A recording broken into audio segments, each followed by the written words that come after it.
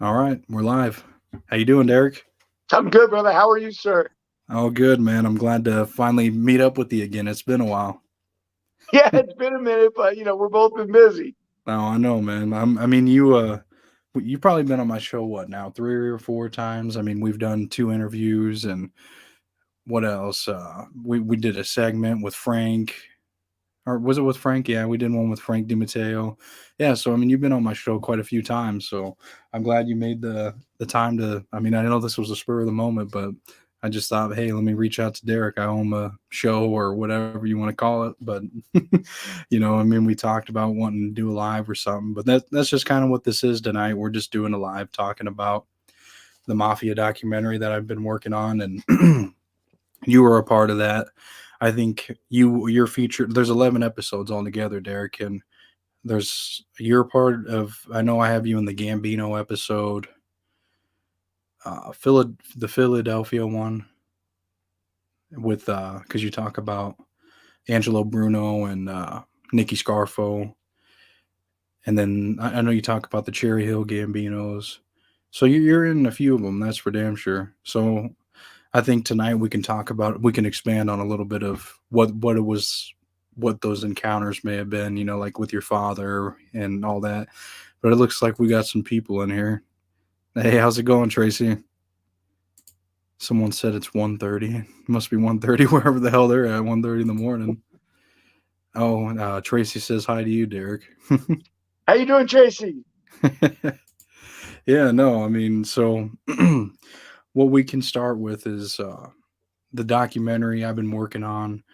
Just to give people a little more background on it, is a mafia documentary about the American mafia. There's 11 episodes altogether, and then each episode's about a different crime family, and it features 10 plus mobsters that were either made men, associates, a part of that life, whatever it may have been.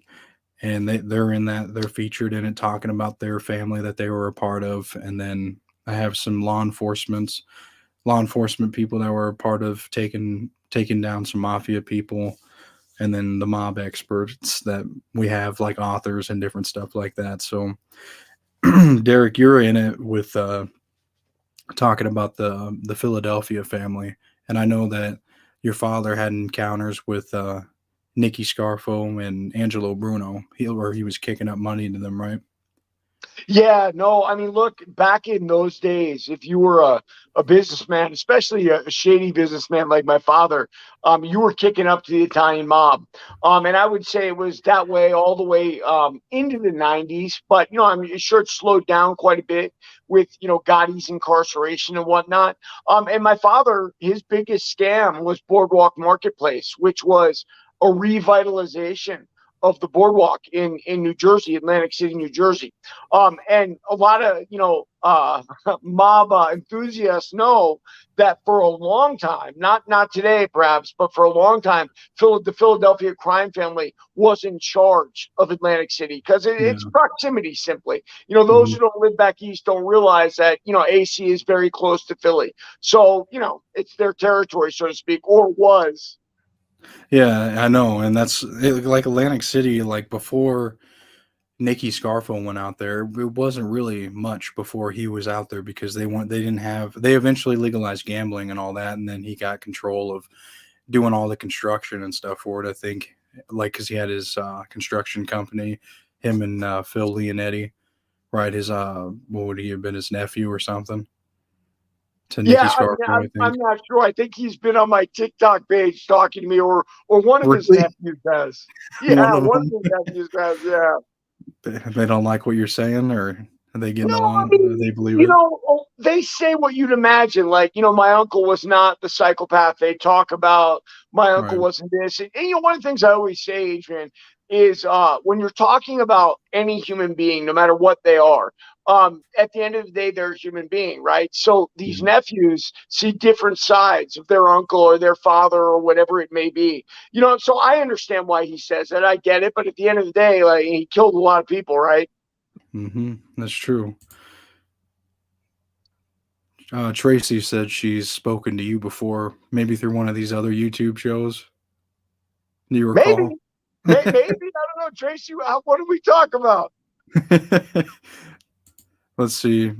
My buddy Colby, he said, "Good evening, fellas." Hey, Colby, how you doing, buddy? We're just doing a live talking about the mafia documentary I got going on, man. Everybody go check out Colby. I don't know how to put his link in here, but if you look him up, he's starting his own new fishing channel and stuff. If you like fishing and all that kind of stuff, go check him out. But Colby, if you want, bro, you can join in this live too, man. I got the link at the top of the live chat. But Colby, he also is in the documentary as well because when he was doing interviews with people and stuff while he used to have a podcast like a year ago, and he uh he talks about like Greg Scarpa, Sammy the Bull, and just kind of the rise, the fall of the mafia. But you know that short I sent you today, Derek. You were talking about in that short you were talking about Sammy the Bull and John Gotti, and you said that they were afraid of the Cherry Hill Gambinos. Yeah, so let's talk about that a little bit. So, my father always had this really, passionate feelings about Angelo Bruno. Felt he was a good businessman, a good man. And by the way, most of the mob world felt that. My father had dealings with him, obviously, from the Atlantic City Project, but also Rosario Gambino and the Cherry Hill Gambinos. Cherry Hill is very close to Philly, too. In fact, I passed Cherry Hill on my way from, Brooklyn MDC to Philly FDC. And it was my first time where I really noticed physically. I'm like, wow, this is just a hop jump. But what happened is, when they decided to kill the boss, right, Castellano, they were talking among themselves, and they said, "Who are we worried about?" And they were worried about just the Cherry Hill Gambinos. Listen, they are very traditional guys, man. And tradition, you don't kill the boss. And Right. they were wondering what they would do, but what did they do? Eventually, the Gambinos made them into their family, right? Yep. So, it's either how do you do it? You either break bread with somebody, or you go to war with somebody. And I guess in that case, Gotti and Gravano decided breaking bread with the Cherry Hill Gambinos was a smart move. Yeah, I mean, because you don't really think about, I mean, because they made him into the crew. You don't really you don't hear about him. And in that video, you even talked about them being one of the real quiet ones that people don't know about. So they must have been pretty well respected and feared, I suppose, because if John Gotti and Sammy were, they probably knew, like, hey, if we take out our boss of this family, then we're gonna piss off some people. But you don't want to piss off people within the family because if you do, well, then you're going to have an internal war, and we've seen quite a few of those over the years in history. That that's what happened. Well, and the funny thing, Adrian, if you really think about it, so the Cherry Hill Gambinos didn't go to war with Gotti and Gravano, right? They became a crew. John Gambino was the capo, and Rosario and Joe underneath him. But through a slow drip, Gotti went down. The Cherry Hill Gambinos took over the Gambino crime family anyway. Yeah, Frank Talley was married into their family, the Inzarillos. So, irregardless, they did the smart thing. They let Gotti take the lightning, just like, Tony Soprano's plan was for Junior. And then they took over, that family. And today, the mafia is much different. And that's really what my book, Greed and Fear, is about. It's about the transition of the old form of the mob with extortion and prostitution and drugs and murder into essentially more modern day mob criminals, which is involved in racketeering. And I'll tell you what, Adrian, people don't have to take my word for it. You look at the last three Gambino busts, they're all racketeering, fraud based conspiracies. Every single one of them, man. It's because there's a lot more money for a lot less time in prison. And today, Tommy Gambino, he's boss of the LA crime family. So the Cherry Hill Gambinos didn't take over one crime family. They took over two. They took over the Gambinos on the East Coast, and they took over the LA crime family from Pete Milano on the West Coast. You could say they took over the mafia in its modern incarnation. oh, that's right. I recall from our show with Hootie, me, you, and Hootie did one, and we talked about that. So, no, I mean that was a good segment that we did with him. But that's true that they did that. I'm just trying to think what I was going to say too, because they're uh they're just a whole different other crew, and you don't really. I'm okay. So with the stock fraud stuff that you were talking about, I did in the documentary. I talk about for like 30 seconds, like what are the families are up to today. And you're right. I think the Lucchese, it was where I talk like they were running out of, they were doing stock scams out of some house and just in just a regular house in a neighborhood. And it was supposed to be on this, what do they call those, that big stock place? The stock, what the hell is it The called? exchange. Well, just the boardwalk stock. What the hell is it called? So Wall I'm not Street, sure. yeah, Wall Street, yeah, Wall Street. They were supposed to be operating out of there, and it was just some house in Staten Island. Well, listen, man, a lot of those pump and dumps, which has been sort of a mafia fallback for a long time, a lot of those things are like that. They act like they're a legitimate company. They're nothing. And you saw that in the Wolf of Wall Street. Like they talk about this tech company, right? That they show a goat in a barn where the company was actually domiciled. But, Mhm. Adrian, man, my book talks about my brother and Tommy Gambino pumping and dumping Penthouse International. That's the same one. That's Bob Guccione's magazine. They got destroyed by internet porn. My brother convinced him, hey, let's take it public. And Tommy did the rest with the stockbrokers in New York, man. They chopped that thing up. No one ever went to jail over it. That was the beginning of a big criminal career for both Tommy and my brother. Well, and that's the thing. It's like this is not violent. I mean, maybe there might be a little intimidation or extortion, I guess, but it's not like they're going and killing people and doing hits like that. It's completely different, which they knew they had to do if they were going to continue being legal or illegal. There's got to be some way around it because I mean, look at all these guys. They went to prison for life or death, or you know what I mean. So they had to change it. Adrian, that was the brilliance, man. Like you talk about, and I talked about, like nobody knows the Cherry Hill Gambinos, really, right? That's Hmm. the brilliance of it. Nobody knows them. They took over both those families. Nobody knows what they do. They're out there, doing their Wall Street scams. I'll tell you this, and I think we've talked about it. So Michael Francis was Sellies of Rosario Gambinos in Terminal Island. Michael Francis now lives in LA. Ooh, Tommy's territory. Both of them now own wineries. There's no coincidence there, man. That is and what they are up to. and in my documentary, I remember I got you in the Colombo family as well, talking about Sonny Francis and his son Michael. I suppose we can talk about them. They did the same thing, or Michael did with the financial stuff. But Sonny, he was more of the old school kind of guy. I mean, he wasn't involved with drugs, as far as I know, but he uh, he was just a straight gangster. I mean, and he lived to be 100 some years old, man. I mean, he lived a long life. And in the documentary, you talk about him being that. So he was the underboss for quite a bit of time in there. And I mean, to make it to that that age and get away with all that stuff and still be free. I mean, he went down for the bank robbery. Apparently, he was framed for that, is what a lot of people say. Whether it's true or not, I don't know. But I mean, there's a lot of stuff that say that that was planned. Michael Francis believes that 100%. And then I don't know. I've had quite a few people tell me that he was framed. I mean, what do you think about that? Look, as far as the Colombos go and Michael goes, my connection to him is only through the Cherry Hill Gambino. So what he did or didn't do, I can't say. I mean, I Hmm. do know, look, Michael was the prototype, and it's kind of ironic. Colombos were a real street family. I mean, even their most recent bust was old school stuff, real dumb extortion that Right. got their top guys in trouble. But Michael was an underground financier before underground financiers existed. I mean, but I will say, and this is no slight against Michael. Michael didn't come up with the gasoline scam. There was some The other, I believe, it was a Russians. Russian Jew who Right. called him and said, "Hey, I got this idea," and Michael backed him basically. But that's what the mafia did in those days. Like their power was basically in backing people. And Michael took a ride on that, and today, he's done the right thing. As far Yeah. as Sonny goes, man, everybody speaks very highly of Sonny, just Right. like they do of Angelo Bruno. And I know there was a moment they said they had to sit down, and someone accused Michael of stealing. And Michael said he got really cut up because his father sort of okayed, like, well, you do what you got to do. But what his father actually said, what I heard, and who knows, I wasn't there, and none of those other guys talking about it were either.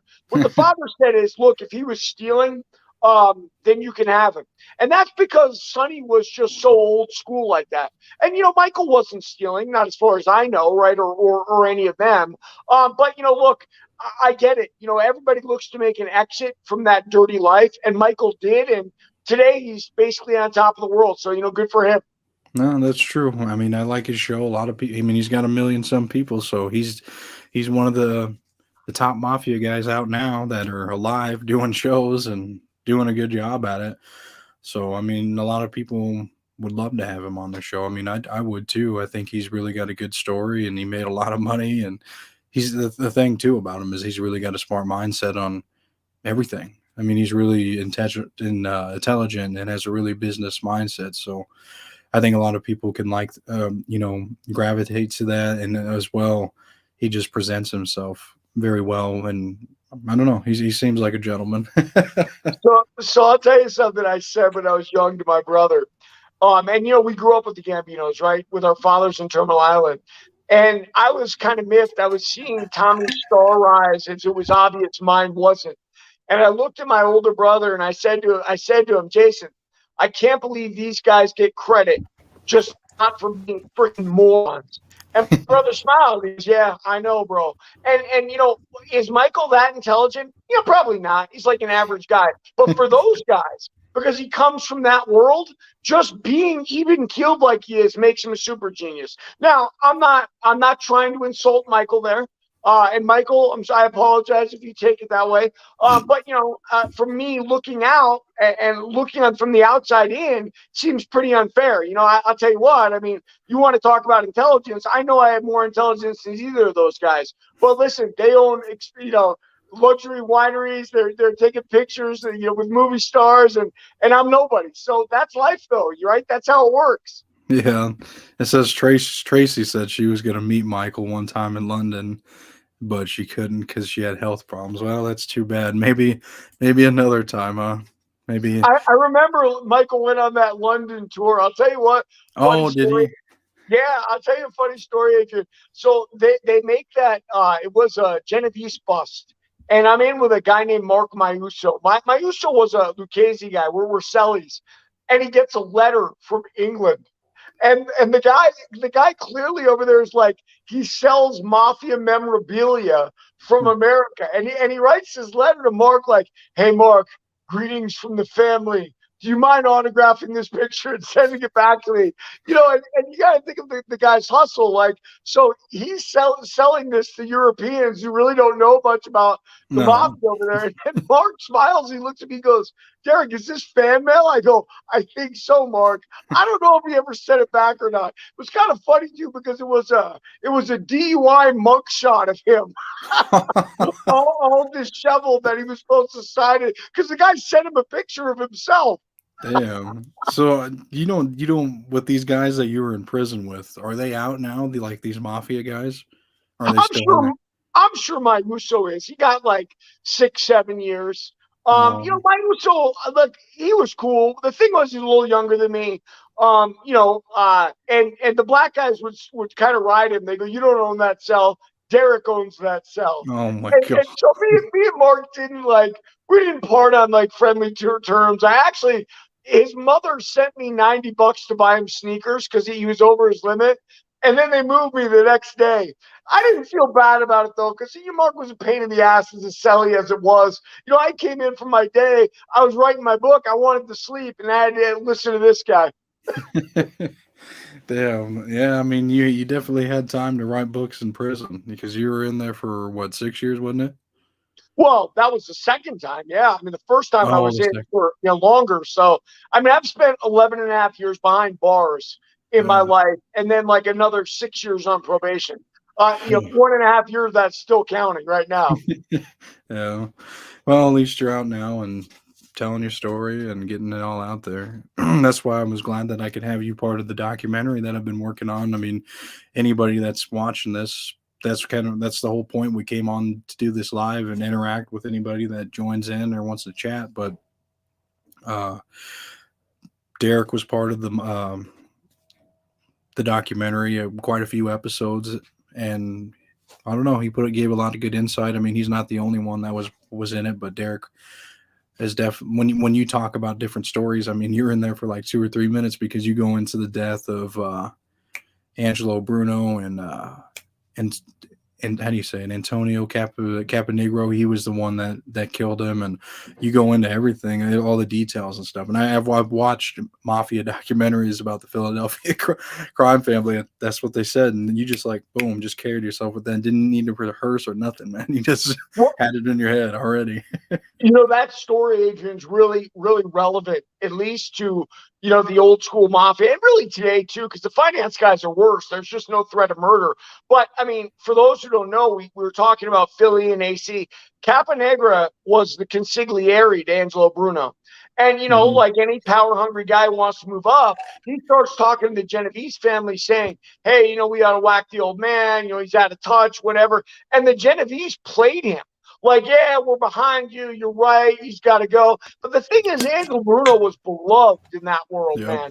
So, Oh there yeah. was no, what the Genovese had their eyes on was the fact that Philly controlled Atlantic City and they wanted some of that money. So as soon as Caponegro killed Bruno, Genovese and the rest of the five families kill him. And by the way, the reason I even talk about it is because that's how that world is. You think Right. like that's my father, he's got my back. The same way Michael felt with Sonny, I felt with my father. I said, wait a minute, I just did a decade in prison for you. We stole this money together. You're not going to give me a cut? And no, that's how ugly that life is, man. You don't Well, know when you're being manipulated. And when I get like little tiny facts wrong, what people don't understand too is you're in a house of mirrors when you're on the street. Like oh you yeah. don't have it. No one person has any idea of everything that's happening. Not even Right. the cops, right? Everybody's got to play guesswork to be ahead, to try to be ahead of the next guy. And a lot of times, like Caponegra, you're long behind. Yeah, and I kind of lost my thought, but I was gonna say what the hell was it? I don't know, but either way, you talk about them and you just go into deep detail about that. But you're right. Oh, okay, I caught my thought. But the Jewish mafia episode that I did was when I was doing my research and I talked to a man that was his father was connected with Meyer Lansky, Bugsy Siegel. I mean, this guy's older. His name's Myron Sugarman. I don't know if you heard of him. The Last Jewish Gangster is what he goes by. He's got a book and everything. But either way, he talks about the Jewish mafia. They were only involved with it for one generation. They didn't bring their families into it, their sons or whatnot. But either way, what it came down to is in the documentary, I talk about like what he says that they didn't the Italian mafia, they were more likely to bring their sons in, but there were still a lot of guys that were against, hey, no, they're not going to be a part of this because they didn't want them to because they seen how brutal it was. And I recently did an interview with Sal Polisi. He was an associate of the Colombo family, and he was with John Gotti before John Gotti became the boss. But he talks about in that interview, he talked about Vincent the Chin finding out that John Gotti had made his son John Gotti Jr. a made man, and that he was pretty disappointed about it. Like there was some kind of article or something. But I mean, it goes either way with whether they like it or not. I mean, it depends on the person. Well, Adrian, what I heard about that specifically is they were at a sit down, and Gotti Senior was bragging about it, and Shin Right. said to him, "I'm sorry about that." And Yeah. sort of like throwing it back in his face. But if you want to talk about the Jewish mobsters, and this I think is very important because we talked about Cherry Hill, and there's a lot of similarity there. So Bugsy Siegel and Meyer Lansky in their days, like Bugsy was muscle for Meyer, right? Meyer always had that sort of thinking brain. But what the Jews did, forget about just the generations, they realized very early, like in the 50s, 60s, what the Cherry Kill Gambinos realized by the end of the 80s. Like, we got to get out of this side of it. And, Right. well, let the Italians do that murder stuff. And that's what Meyer Lansky was doing. And by the way, very smart of him to do that, right? Put someone else in that position rather than yourself. And Cherry Hill Gambino, same thing. Like their sons, they're not involved in hurting people. I mean, one of the reasons Rosario moved Tommy and Tony to LA is he knew the bad influences that would have been around in New York. You got kids like Hootie Russo, he'd be like, yeah, Tony, let's go do this. And before you know it, they're hemmed up on a RICO violation, Yeah, just like Hootie just was. like that. Just like Yeah, that. so that's why he took him to LA. Now, listen, man, they both could have been kid on continuous criminal enterprise with me, but I didn't rat. And when everybody talks about all these other things, Derek, you're not Italian, and you weren't in the mob, and you want to talk about Michael and Sammy and all their You're followers. an Yes, associate, right? but I'm not. I also was not a rat. Right. So that to me is probably the most important part of that. Those guys actually ratted to save themselves, and I know Michael hems it and haws it. I don't really want to hear it. I mean, look, he got 10 years when he could have gotten a long time. He was a huge capo in the Columbos. Father was underboss. So the bottom line is, man, I mean, he told on somebody. Yeah, and I was going to read over a few comments out here. This is actually my dad's comment. His name's Chris Martinez. He said, "It's all about respect. We all start at the bottom and we want to get to the top, but we need to wait our turn. But most people won't make it to the top." Yeah, no, that's true. I mean, what do you think about that, Derek? Well, look, I think he's true, but there's also another truth, and I think I alluded to it before. Well, I mean, who started much closer to the top than I did, right? By circumstance and who he was and everything else. And so, the ladder isn't the same level for every person. Yeah, obviously we all need to climb. We all need to pay our dues. And he did in his own way too. But let's not pretend the world is fair. Yeah, no, that's true. Because some of these guys that start when their father's at the top, I mean, they're right there. I mean, they're not at the top with their father, but they're a little bit down, so they already got this respect and shit. So no, I mean, you're right. Michael It's- and Tommy in that case. yeah.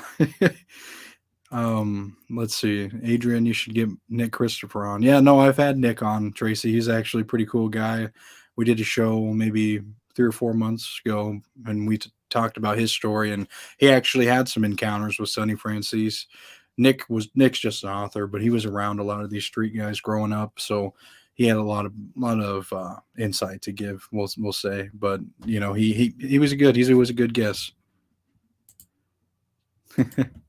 But no, I think that you're right about it just being a dead end, and that's what overall I talk about at the end of the documentary. Each episode is where I say, "Hey, this life is it's not what you want, kind of deal. It leads to a dead end. Either prison or dead.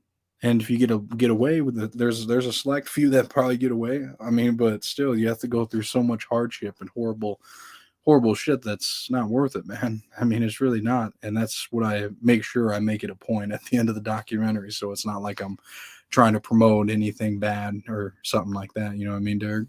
Oh, I do. And look, that's really what my book's about, how treacherous that life is, and trying to keep people from going down that path. And one of the things, I want to point out, I felt a lot of frustration, right, with, my brother Jason, Tommy Gambino being put above me for no other reason than, they're first in line and daddy loves them and everything else. And that's why I tried to take shortcuts with drugs. And I think that's what a lot of people do. It's like, because what do you need in drugs? You need a connection, right? Yeah. And you need distributors, and then you're off to the races. Now, forget that. It's not that easy. I know that, right? There's a million things that go wrong. But that having been said, people do that rather than taking the tough road, and working their way up, like your dad said. And that's just human nature, right? We want things now, immediate gratification, especially when we're young and we have testosterone in our body. It took me a really, really long time to recognize where I should be and what I should be doing. I mean, listen, if I was half as sharp as I am now back then, I never would have gone down that road. But look, we live and learn, right? No, that's true. So when you were selling drugs, were you like the connect, or were you like a guy that's on the street dealing gram by gram kind of deal? I guess I So never really got that from you. I never asked that. So my father's friend Dennis Alba came home and he was working with us on a scam we had. Dennis was a both a computer guy, so he handled information systems for us, and he was also a drug chemist. Right. One of the things Dennis realized pretty quick, I mean, he was making drugs right away, was in China at first. We used to sort of party on that only. But then Dennis realized, hey, he's never going to make any money with my father, because my father only makes money for himself, right? And that's when he kicked the lab into overdrive. And, I would sell boats for him. It was very easy for me. I knew a million guys, it was the 90s, that wanted ecstasy. And so I wouldn't sell in quantities less than that. But yeah, I would sell 1,000 pills of ecstasy or more at a time. And that's what I was doing. Finally, Dennis came to me and said, look, Derek, I know you're close to Tommy and Tony Gambino. Can you get something going? Because we'll make it worth your while. They sell our drugs back east. We're in business. And, I had just come back from Kosovo, and my business was ruined. I was very broke. twisted. So You never know when it's your. I was just getting that ready. My bad. Yeah, Let me. Okay, yeah, go ahead. No, so keep going. Keep going. Keep I going. was highly motivated to get that done. And I had that conversation with Gambino in like a Soho bar in New York. My brother went to the bathroom and I hit him up. And, look, Tommy basically said to me, yeah, Derek, I'll look around for you, which, look, by DEA laws, that makes him part of the conspiracy. By himself, I mean, Tommy might have considered it. He might have been playing me off or whatever. But the bottom line is I ran out on the phone and told Dennis Alba, and the cops heard, so we didn't say Gambino, but, they're not dumb. They knew I was in New York. They knew I was back there visiting. Oh yeah. Let's see. We got another comment from Tracy. Thank you, Tracy. You are too. She actually asked as well where she can get your book. Where can the people get your book? It's on Amazon, right? Yeah, both my books are on Amazon. The Mob one, and really what it is, it's not only about how terrible that life is, but it's about what the mob became today. So if you want like an in-depth detail of what the mob does today, read my book. That's what it is. Now, I've noticed it's not as exciting to people, right? Because there's not murders, there's not drugs, there's not that high-end stuff. But that's really where they are today. So yeah, Amazon is where you can get it. If you're into combat sports and the fight game and martial arts, you can find Warrior of the Light there too. I wrote that one. She asked too if she could get it personally messaged for her when they. How does that work? Do they say, "Hey, we got an order you need to fill, Derek," and are you able to send her like a message on it, or do they handle everything? Oh, I mean, I haven't signed many books for people, to be honest with you. They send it right from their factory. One of the reasons, Okay. yeah, everyone's an author today is because print on demand. Meaning, until Tracy hits, I want to buy that book. It's not even printed, and then they print it for her. Oh, okay. I see. Yeah, No, that helps too, because then you don't have to have a bunch on hand and stuff. yeah. They just boom. Well, think about the old days, Adrian. I mean, who could be an author was very selective and very prejudicial, if you don't mind me saying. Like, they have to take a risk on you, and they have to believe in your story, and that's Right. about as subjective as possible, right? Now, with technology, anybody can write a book. Yeah, no, that's true. Well, same thing with anybody can do a documentary because I did it, man. I put a lot of work in it. It takes a lot of patience and all that, and that's why I wanted to show you. And I'm sure. Have you seen the trailer yet of it? I saw the trailer, man. It's Okay. excellent. I can't wait to see it. When are we going to see it? I guess here in a few months because I'm just done with it. I'm just gonna put the credits, like a rolling screen of credits and stuff of everything. I got everybody's, like yours and all the other guys that were involved. I'm gonna put everything in the video description, but I also want to put like a little credits at the end, let them roll. So then we're all my websites and everything that I sourced and I got my information from. I want to make sure I give them credit as well. But I just got to make that for each one, like a little rolling screen, and then boom, and that's pretty much it. But if you want to see I'm going to show everyone the trailer right now. I play it. That's what interrupted you earlier. But awesome, man. Let's check it out. I'll play it again for everyone. Time to go. One day you're putting in work with someone, and the next. Oops, shit. Yeah, my bad. I'm new to this. Nobody ever talked about I'm this. hitting the wrong one. The volume. You never know when it's your. All right, here we go. This life is very twisted. You never know when it's your time to go. One day you're putting in work with someone, and the next day they're taking you out. In our days, it was very quiet. Nobody ever talked about this. Nobody glamorized it. It was all like hush hush. Not a glamorous life. And again, it's not what you see in Goodfellas. It's not what you see in Casino. Some days you were dead broke. Some days you had $2,000 in your pocket. It wasn't every day. You know, you don't know anything else. You don't know what it is to go wake up 6 o'clock and go to work. Work? What the fuck is that? I wasn't going to work. Even bosses get murdered in this life. There was younger guys underneath him, and he wasn't doing the right thing, I guess. He was coming out of the card game, and unfortunately, a lone gunman came up and shot him 5 times. People who knew me would tell you I like to use the bat a lot. If I had to shoot you, I'd shoot you too. I've done that. This life requires many mixed personalities. You have to wear many hats in this life to try and survive. You become 4 or 5 different people all at once. And you got to go home and be a dad and a husband. You got to go to work and do your job. You got to be out in the street and be a gangster. Bonanno family is called the Bonanno family because of my grandfather, Joe Bonanno. That life there is gone. Today you have to be legitimate today. Man, but you got to be an idiot to want to be a hooligan today. Jail time's now like 100 years for doing nothing. You'll be dead, in prison for life, or in the witness protection program. I don't know anybody. Now, when the mafia turned their back on me, I know everybody. There was the big flip of the Gambino underboss, Sammy the Bull Gravano. Here he is, signing autographs in a restaurant on Mulberry Street. And was supposed to be a secret organization. He was a very, very, very violent guy. No question about it. Albert Anastasia, he was a Brooklyn guy. He was probably the biggest killer in the history of the mob. Michael Francis, his father, Sonny, was a really tough guy. But he really raised his son right. Son, if you want to see a gangster, that's Sonny Francis. And John Sr. don't compliment anybody. This is a documentary series about the American Mafia. It includes 11 different crime families. Each episode is about a different one. The crime families include the Gambino, Genovese, Bonanno, Colombo, Lucchese, the Gallo Crew, Chicago Outfit, the Philadelphia Mafia, the Patriarca, the Trafficante crime family, and the Jewish Mafia. Please subscribe to my channel to watch each episode as they come out. There it is. Awesome, man. Bravo. I love it. You see you in there? Yeah, I saw myself. Yeah, I was no, dude. That every time I see that shit, it always cracks me up because I just feel like, damn, dude, I made that. Like, that's like my first time doing anything like that, and that's just it gives you an idea of who's all going to be in it. But I go into more depth with myself, talking about the families as well, and just have a really good storyline. And then these people like yourself, they come in and they talk about, hey, this was my encounter, da da da da, or this is what I know, da da da. And then, so yeah, I mean, it's I don't know, it's pretty cool, man. I'm glad you enjoyed it, and I'm glad that you're going to be a part of it.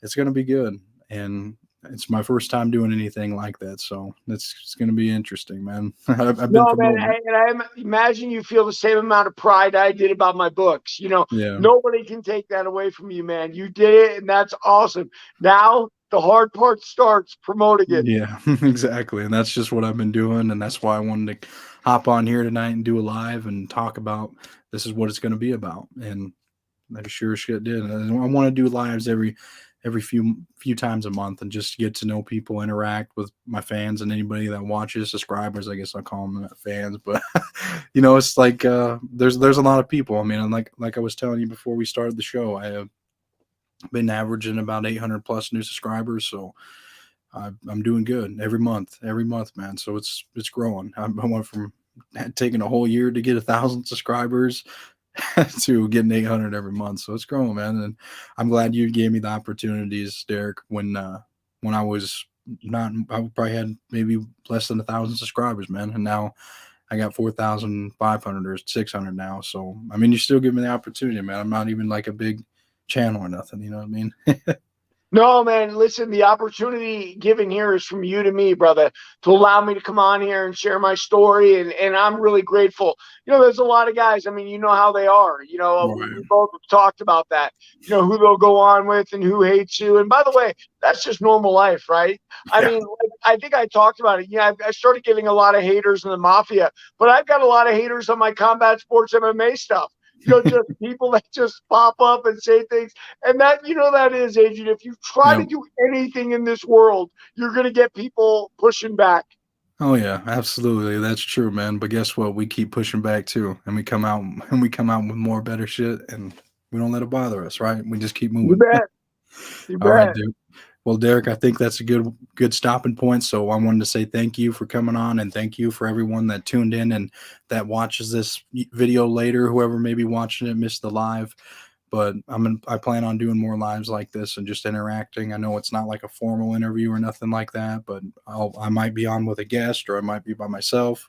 But you can definitely count on more of these lives coming. So thanks again for everybody watching. I'll end it right there, Derek.